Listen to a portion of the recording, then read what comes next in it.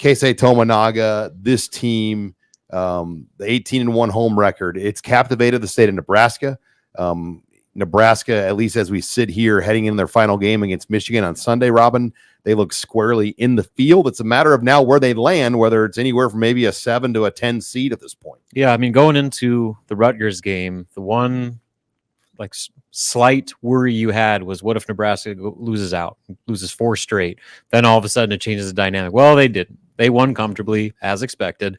And now you're going to this Michigan game where, like you said, it's not a matter of making or breaking your tournament hopes. It's a matter of how high of a seed can you get with that Michigan game and then on into Minneapolis in the Big Ten tournament. So a very comfortable situation for Nebraska to be in. They've are listed as of Tuesday afternoon in 104 of 104 brackets. They have a 95% chance on team rankings, a 90% chance on Bart Torvik. So basically they're in. It's just a matter of where they're going to be and what seed they're going to get. How much fun is that? Now, there's still work. And you know what work is to me? Going to Ann Arbor, Michigan, and playing a Sunday game at 11 a.m. Yeah. That's work. It's good for the road team, though. It's going to be dead in that arena. That's not good for the road team. You got to generate a lot of energy. There won't be any crowd there. No, you'd rather have a crowd.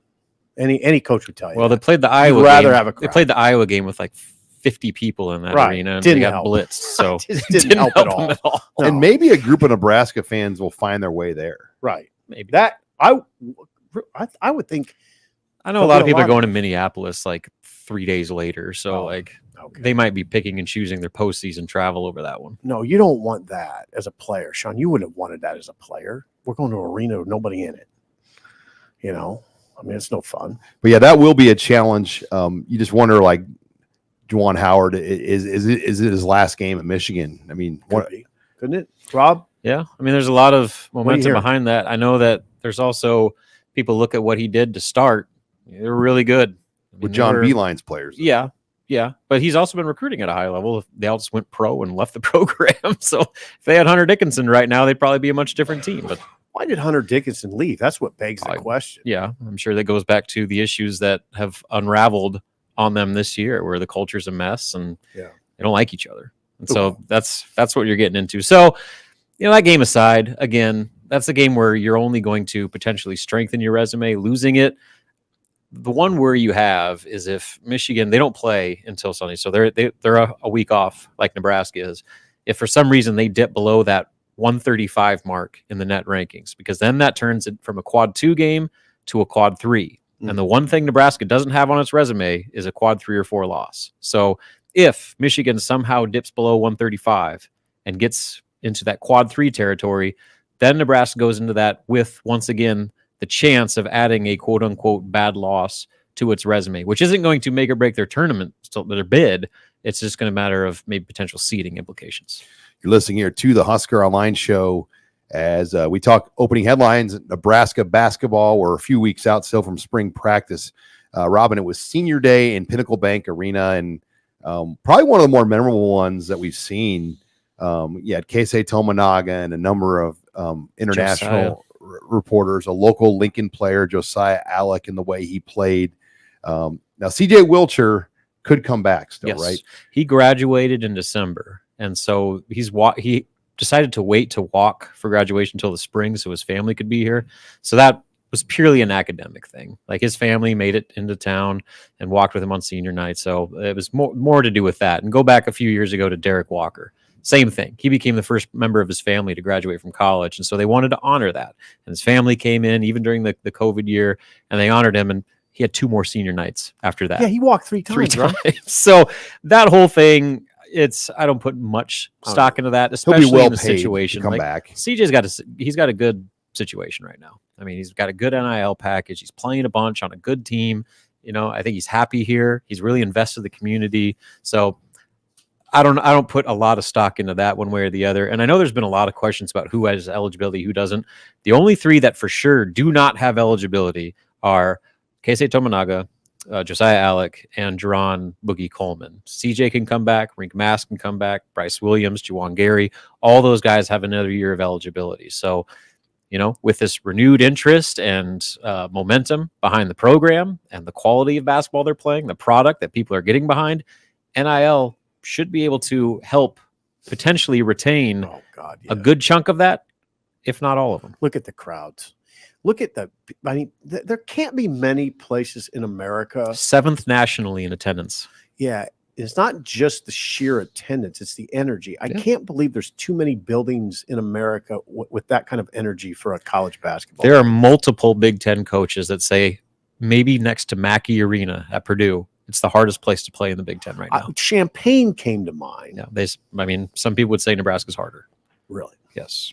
I'm not surprised. It's ridiculous. Isn't Rutgers sneaky hard? Oh, yeah. Yeah, they're always really good at home. And it's it's not a nice arena. It's just a grind place. And again, a lot of what makes a place hard to play is the quality of the team. So Illinois, it's a really great home court advantage because they're really good. Mm-hmm. But with Nebraska, even when they were bad, and they've been bad for a long time, like that crowd was there. And if they gave them anything to cheer about, that place could blow up. So that's the separator for me is, there's a lot of bandwagon atmospheres that are elite when the team is elite. Right. But when Nebraska was the bottom feeder of the conference, they were still generating 8,000 to 9,000 people per game. Well, and now it's not like they're ranked. I mean, but it's still I would call it an incredible atmosphere. Mm-hmm. It's incredibly loud. The last 2 games, Minnesota and Rutgers, were incredibly loud. 4 straight sellouts to end the year.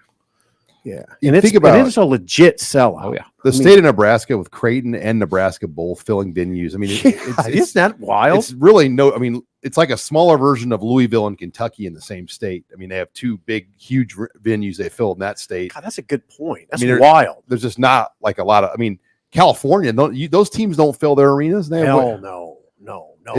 But Tominaga, I want to hit on this, Robin. Mm-hmm. Am I crazy to think that he could get his jersey up in those rafters someday? There's only 4. Yeah, I don't just know the impact he's had. So. If they win a tournament game, maybe the way he's captivated. If they win a tournament game, I've not seen a player light that arena up like that. I mean, look how long it took Teron Lue to get his jersey. So the 4 are Lance, Hoppin, Lue, and Piakowski. Like Strickland's is not even up there. Yeah, no. So that's where I have hesitation. I mean, Keisei's been a marketing phenomenon and has captivated the entire fan base as an international star. But as far as like the overall his meaning to the program, his numbers, I don't know. Yeah, I mean, there's several other guys that I would put higher on the list than him. But that being said, I don't know if there is a player that has reached the point of celebrity that Keisei Tominaga is. And I say that not just because of what he means around here, but the fact that on senior night, there were 5 different media outlets with multiple reporters that traveled all the way from Japan to come cover that game. Like, that's how big of a deal he is back in his home country. Win a game. And his jersey has to be the most sold by. I mean, my 8-year-old daughter has a Keisei jersey, and she does like the Steph Curry. She does. She do the Steph Curry. Where he's like, and so she was doing it the entire game, and I had to explain to Carly, this will be his last game. What? I'm like, yeah, it's his last game in Lincoln. Interesting. If they win a game and he has a big game. Well, what if they win 2? See, it drives me nuts when we just talk about what if they win 1 game. This team could win more than if 1 they game. shoot like they've done at times this year, they can beat anybody. They beat the number 1 team in the country. That would also require them to win multiple games away from Pinnacle Bank Arena, which neutral site though. They're undefeated in neutral site. Sioux Falls, baby. That's right. Hey, if they go to Omaha, look out. Because you could have Iowa State or Kansas and Omaha on the other side of Nebraska. I mean, it's a pipe dream. Like, I just can't imagine. Can you imagine, by the way, how much that ticket would cost? Those Creighton season ticket holders are going to make bank. They still, the lower bowl, I feel like in those tournament games and CHI is protected for the teams because there's 8 teams there, and they, you get a section per team, so they stuff you as a season ticket holder in the upper decks. I mean, I think it's really hard to get a lower bowl type seat if you're out of the allotment of a team in the tournament. I mean, you're going to be up high unless you want to pay. But it is interesting that like the thought was the selection committee was going to try to avoid those types of seedings where a local team basically has to play a home game in the tournament, but that's not the case. That rule only really applies to they'll be in a higher seeded team. Like, so when it comes down to the at-large bids, like, it doesn't matter. Like, they're going to put the team that's geographically closest. So I think there's a legitimate chance Nebraska could end up in Omaha, Salt Lake City, Brooklyn, Spokane, Charlotte, Memphis. Those are the ones that have been mocked. Just say no to Brooklyn. Yeah, you don't need to go to Brooklyn. Yeah, Joe Lenardi has them playing in Brooklyn as of his latest mock. Hey, Tominaga would probably be a big. I was telling somebody they should have a translator travel with Keisei, and if there's more, I just think it would make the interviews pop even more if he could speak Japanese. Mm-hmm. I'll tell you what, Sean, you raised an interesting question. Is there a possibility he would have his jersey retired as the 5th Nebraska player? I think he's got a chance. It's an interesting question. I think he's captivated. You can say, "Oh, Strickland's a pro," yeah, but this guy's captivated this place.